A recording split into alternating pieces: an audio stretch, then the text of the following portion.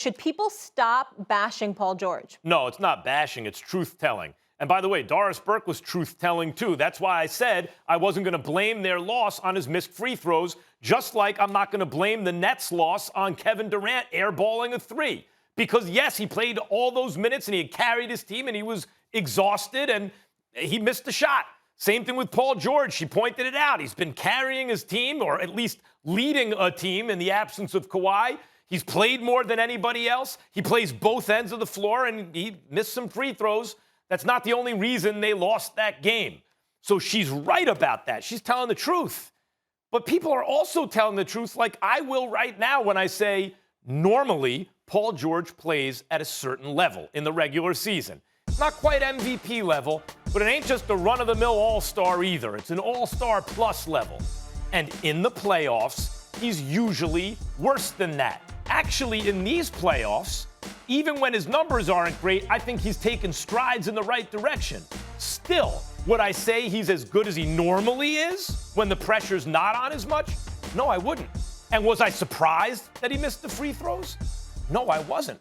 We all see it. Like, you don't want to hang a dude with that rap, right? You understand I take no pleasure in saying it, but you look at a dude like Trae Young, you can see the bigger the moment, the better he plays. And Paul George seems to have the opposite issue. The bigger the moment, the lesser the version of himself he becomes. Now, normal Paul George is an excellent player. So even a lesser version of him, I'll take it on my team, right? It's an above average starter. But we all see it. It's not even last night. He played defense, but he didn't have a great offensive game. They could use a great offensive game right now from Paul George. Let me chime in here. First of all, thanks to Big Perk for the job you did yesterday on SportsCenter with Stephen A. I think you're doing a sensational job, and I love you for the job that you're doing, Big Bro. I just wanted to say that on national television. Let me say this about Doris Burke. And Molly, Max, Perk, I respectfully disagree with Doris Burke because I want to get into a bigger issue. And I want to preface my comments by saying I consider Doris Burke basketball royalty. I really mean that. She is phenomenal, and I'm so proud to call her a colleague.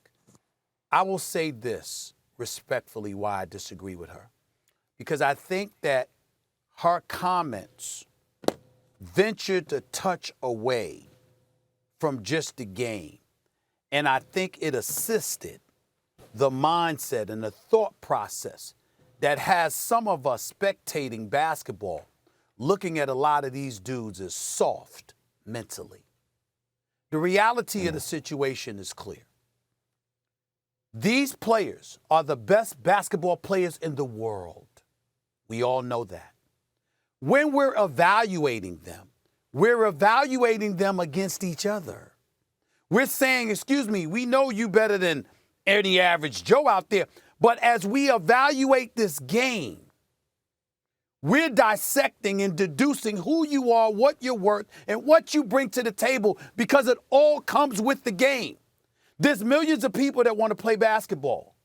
There's only 450 plus that get to play it on an annual basis in the National Basketball Association. And every single year, those 450 ain't the same. There's a select few that's the same year after year after year.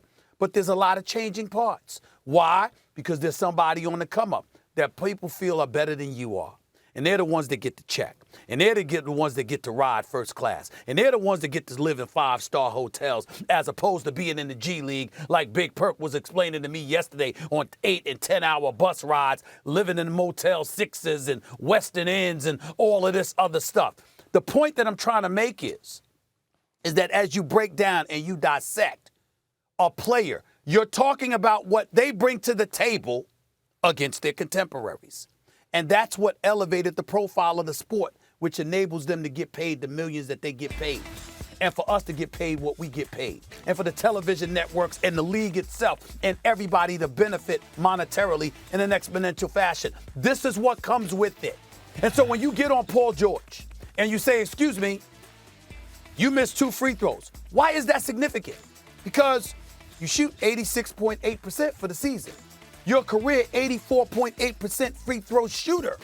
And in 100+ times at the free throw line this year, where you've had 2 shots at the free throw line, you missed both of them once out of 100+ times. But then you wait until game 2 with 8.2 seconds left in regulation and the game on the line to miss both. People are going to react to that. People are going to evaluate that. People are going to deduce. And what they're going to say is that you ain't no scrub like most of us out here. You ain't no average player. You still a star. But when we think about the creme de la creme, there's another level that you may not have made it to. And it's up to Paul George to prove otherwise, which he has an opportunity to do. There's nothing wrong with that. Thanks for watching ESPN on YouTube. For live streaming, sports, and premium content, subscribe to ESPN+.